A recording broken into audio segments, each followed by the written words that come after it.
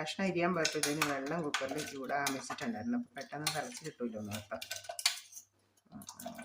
ശരി, കത്തിരിക്ക, പച്ചമുളക്, കോവയ്ക്ക, അങ്ങനെ സർവത്ര പച്ചക്കറി കൂട്ടങ്ങളും ഇട്ടിട്ടുണ്ട്. ഓക്കെ, മുളക് പൊടി, മഞ്ഞൾപ്പൊടിയും കൂടി ഇട്ട് കൊടുക്കുക. ഈ സാമ്പാർ കൂട്ടുകളും ആവശ്യത്തിന് മുളക് പൊടിയൊക്കെ ചേർക്കുന്നുണ്ട്. ഇത് മുളക് പൊടിയൊക്കെ നന്നായിട്ടൊന്ന് വഴറ്റിയെടുത്തിട്ട് സാമ്പാർ കഷ്ണങ്ങൾ നമ്മൾ ഇതിലേക്ക് ചേർത്ത് കൊടുക്കുകയാണ്. എരിവിന് ആവശ്യത്തിനുള്ള മുളക് പൊടി ഇട്ടു. ഇത് നമുക്ക് ഒരു 1/4 ടീസ്പൂൺ മല്ലിപ്പൊടി ഇട്ട് കൊടുക്കാം. 1/4 ടീസ്പൂൺ മല്ലിപ്പൊടി. ഇത് നമുക്ക് സ്പൈസസിന് ആവശ്യമായിട്ടുള്ള നമുക്ക് വെണ്ടയ്ക്ക് നമ്മുടെ മുളകൊക്കെ നന്നായിട്ട് വഴന്ന് വന്നിട്ടുണ്ട്. നമുക്കിനി സാമ്പാർ കഷ്ണങ്ങൾ ഒഴിച്ച് വെച്ചിട്ടുള്ള സാമ്പാർ കഷ്ണങ്ങൾ ഇട്ട് കൊടുക്കാം. സാമ്പാർ കഷ്ണങ്ങൾ നന്നായിട്ട് വെന്ത് നമുക്ക് നേരത്തെ കിട്ടിയിട്ടുണ്ട് കുക്കറിൽ.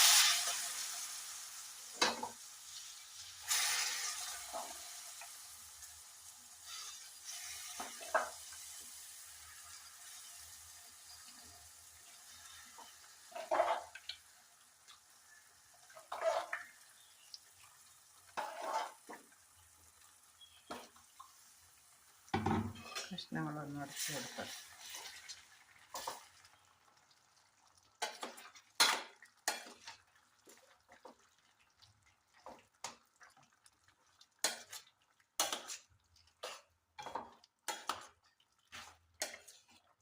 നമ്മൾ ഉപ്പിട്ടാണ് വേവിച്ചെടുത്തതുകൊണ്ട് നോക്കിയിട്ട് നമുക്ക് ഉപ്പ് ചേർത്ത് കൊടുക്കാം. കുറച്ച് വെള്ളം കൂടെ നമ്മൾ ഒഴിച്ച് കൊടുക്കണം തോന്നുന്നു.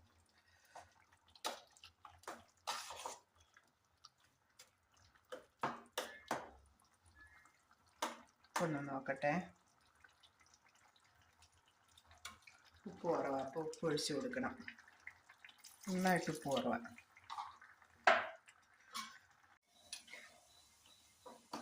അപ്പം നമുക്ക് കടുക് താളിച്ചും കൂടി ഇടാം.